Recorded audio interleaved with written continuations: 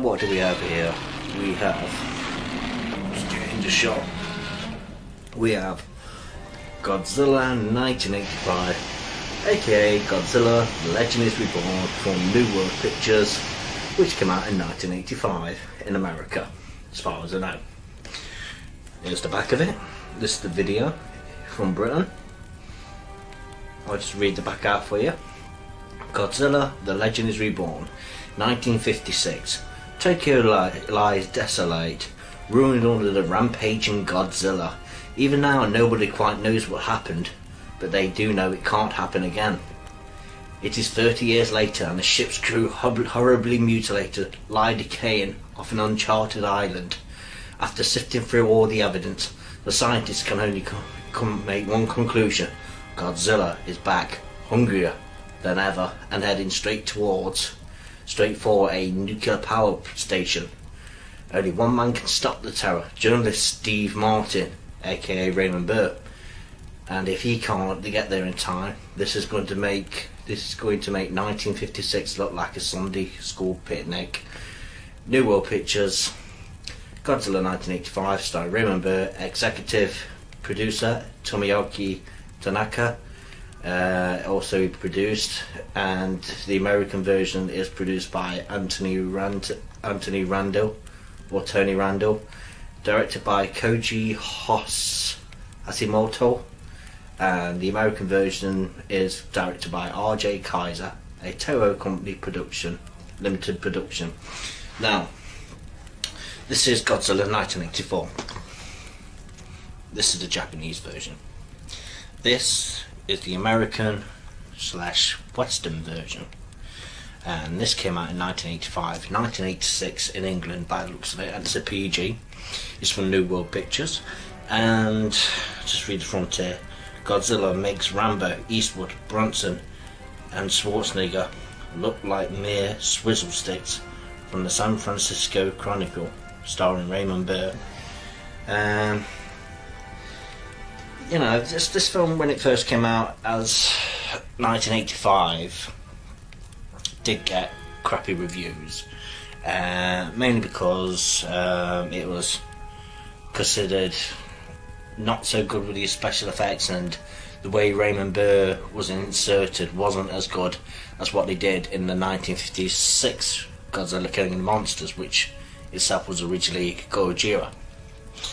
The same happened with this, but in this time, instead of Raymond Burr interacting with the Japanese, he's in a room in the Pentagon with army majors, and they're talking over scenes, well, in between the scenes of the Japanese version, which is dubbed into English.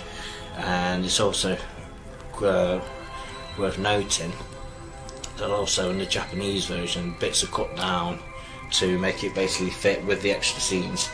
To basically, says here 91 minutes, it's about that anyway, and that makes up Godzilla 1985, the new Western version, which has not been on DVD and only on video here in the West, here in England and America. A lot of people are trying to hunt down Godzilla 1984, the Japanese version, sorry, which still hasn't been released, but maybe in time that might change. But I've seen it so many times in different formats, and the different formats that I've got it on, I kind of like know this movie quite well. And the 1985 version isn't as good as the Japanese version, which a lot of fans will tell you that. In general, it's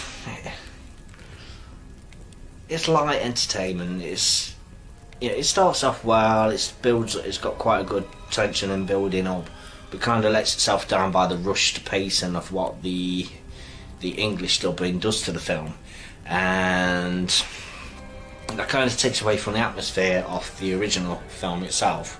And that tends to happen in a lot of Japanese films that have been westernized or dubbed, or been trying to make into a film to appeal to the Western audience. And I can't think of the top of my head any other films that do that, but there were quite a few Japanese films that were westernised that did get lost in translation. There are, I think, Virus, that's another film, Japanese film from 1980, which got Americanised. That didn't go down too well with the critics, I don't believe, with the Western version, but it's also worth sticking on the Japanese version. And again, that's rare, just like, again, this is rare. Godzilla 1985 was by New World Pictures, and directed by, the American versions of this was directed by 𝐼𝐸𝐾𝐳𝐫. He was known for doing Hell Comes to Frogtown, and he is now an ADR editor in Hollywood, and his credits are very long. He's worked on a load of animations, a load of films since directing this. He hasn't directed that many films in the past. And he has worked with New World Pictures. Speaking of New World as well, New World actually changed the music in this and used another New World Picture score from DEFCON 4 to actually fill in the places for this film, and it does actually work quite well. And you know, it's not bad for what it is, but considering that this is in full screen and things have been changed, chopped out, sometimes for the better, just to cut down on some of the effects that might not work so well on the Japanese version. It's just general, the dubbing itself, like, you know, sayonara sucker, if you know what I mean, from one of the pilots says that line, you know, it seemed to make it a bit too, you know, too comical. And Dr. Pepper, I've mentioned this before, in a video in my Godzilla 1984 Return of Godzilla video, that Dr. Pepper sponsored the film and sponsored the TV ads for this. And there's Dr. Pepper machines like scattered in the American scenes and the drinking cans of it and everything. But Raymond Burr came back, you know, at the same time as we came back to do Perry Mason, came back to do this, but wanted to do it serious. But I don't think everything went to plan. Well, actually, it has got a serious tone, but it's not exactly the most serious film, especially when you compare it to 𝐬𝐮𝐬𝐜𝐫𝐤. And when you compare it like that. Just moving on slightly now. This is the Region 3 Hong Kong Return of Godzilla DVD. Now this you can get quite, isn't that rare actually. But the only thing with this, you have to go on eBay and get it, and they are quite cheap, and they've released all the 𝐼𝐸𝐾𝐳 series a bit like this. But I haven't actually watched this yet, but from what I understand, if anybody likes to fill me on in the comments or anything like that, what I understand is this is not in widescreen, and the subtitles are a bit, the translation isn't brilliant. So you might want to pick it up if you can't get anywhere else, but you'll have to go for bootlegs and places like iOffer that probably do sell not only this, but this all its full glory in widescreen.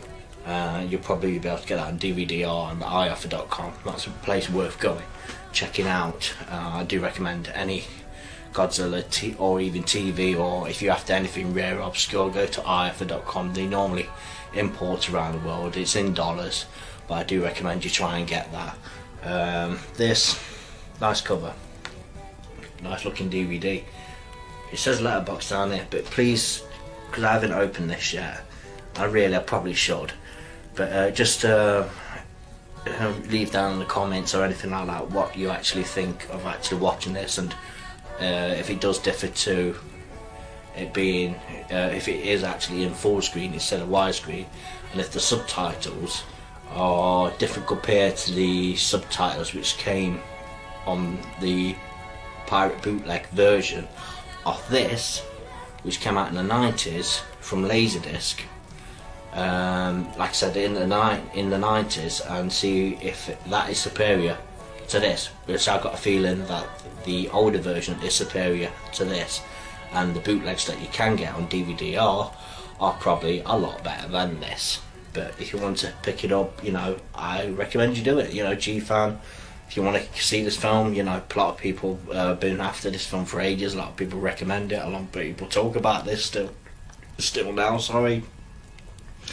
And let us know what you think, and yeah, you know, by all means, pick it up and look out an eye offer for the other films which you can get on there. And this is the only one, mainly the only Godzilla film, as far as I know, that hasn't been released on DVD in America or in England. In fact, hardly any films are released in England concerning Godzilla.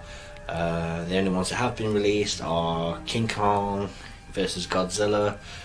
𝐬𝐮𝐫𝐞, sorry, it has been released. King Kong Escapes, the 1998 film, and there hasn't been really that many. But there, another thing is, with the event of Godzilla 2014 from Legendary Pictures and Warner Bros. Coming out next year, as far as it sees certain, sorry, you know, maybe, you know, there will be more Godzilla rare films coming out that people haven't had the chance to see yet, and maybe you can start a collection without going to Amazon or Plague.com and buying them on Region 1, and maybe, you know, you can get hold of them that way. But we'll just have to see. I love this film. I've seen it so many times. I'm just mainly covering Godzilla 1985, and because I've done the Return of Godzilla. I just wanted to show these off anyway. I think these are good pickups. I think they're amazing. This is an amazing film, and I think I've gone into detail before about what this film is about. If you need to know more, you can always go on Wikipedia or internetmoviedatabase.com and look it up and check out all the comments and you know, check out all the information, backstory on it. There's plenty of websites out there. This is the 16th G film. This is one that restarted the 𝐼𝐨𝐫𝐿 series, which started in the mid-80s, as they say. They say it's part of the 𝐼𝐶 series, which lasted all the way up to 1995 with Godzilla vs. Destroyer, before getting rebooted in the Millennium series in 1999, ending with Godzilla Final Wars, as far as we know. That's brilliant. That's all I wanted to show off. Thank you for your time.